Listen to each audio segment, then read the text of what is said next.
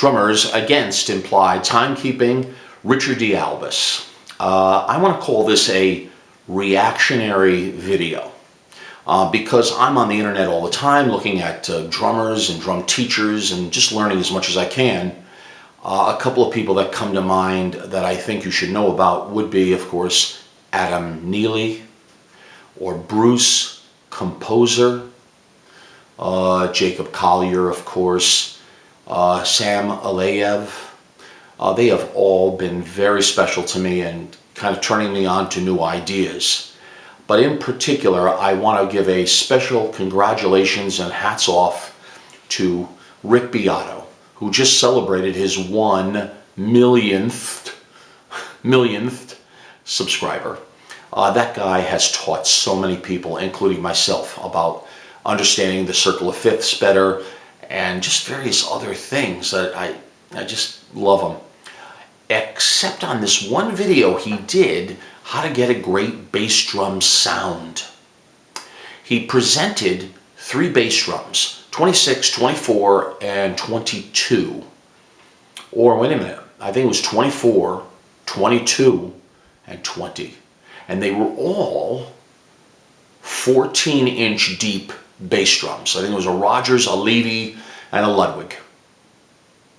Now, in the old days, when I started in drums, 1967, early 1968, there were only 14-inch bass drums. That was the depth, regardless of the size. That was the standard. There were some exceptions at being 12, but nothing over 14. Now this was, I think, my first 10 years of drumming. I used everything you could possibly have, calfskin heads, the Mylar, of course.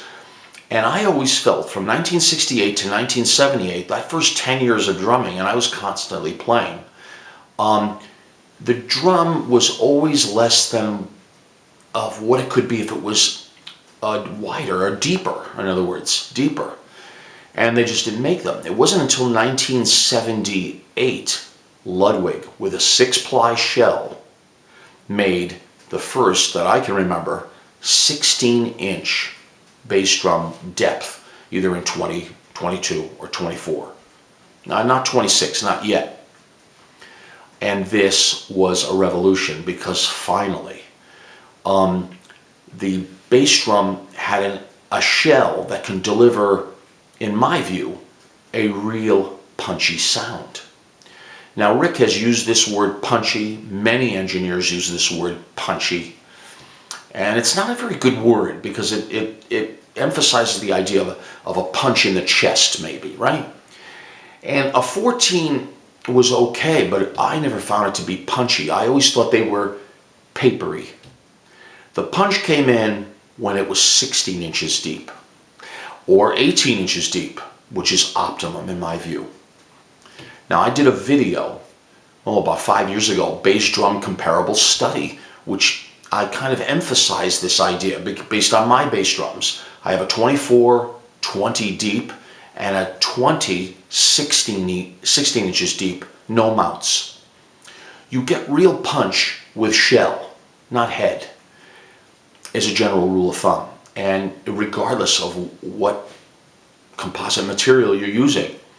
So always, if you can, and you have choices to be made, the toms are not much of an issue for me. They really aren't. Standard toms or a little bit more power toms, those are all good. But bass drum, I don't compromise ever. Never, if you can help it, get a 14-inch bass drum.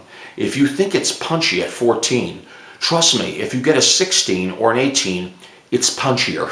It's way punchier, or whatever word you want to use, but I can guarantee you it is not papery. That's my word, my opinion. Mind you, this is my opinion, so bear with me. But that's what I want to share, because in this one area, I can only react to my teacher and mentor, Rick Beato. And the only way I can do it is through my channel, but respectfully and with great just pride to him of what he's accomplished. In this one area, 14-inch is a compromise, especially if you have tom mounts.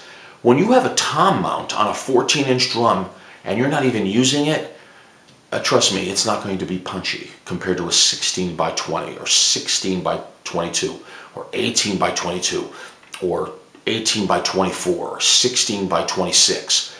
The action is in the shell, not in the head. The head is a resonator of that shell. And I never found 14s to be that good, especially if there's mounts on them. I just had too many of them back then and hoped for that day in 1978 when Ludwig finally did a 6-ply shell. So this is, as I say, a reaction to one of my idols, and I want to share it with you. Now, if you have any questions, please feel free to ask me. And that's what I'm here for. I take great pride in kind of sharing with you the ideas that I have used and why, from my experience. And hopefully you'll see that. If you have any particular ideas on bass drums, I welcome them. And definitely go back and look at my bass drum comparable study video. And welcome everyone who's visiting today. I have a lot of videos, over 312, 13, something like that. And I'm teaching in the open-handed position. But I want to give you an idea of other things outside of drums and turn you on to the things that I've experienced. And hopefully it'll be in a positive way for you.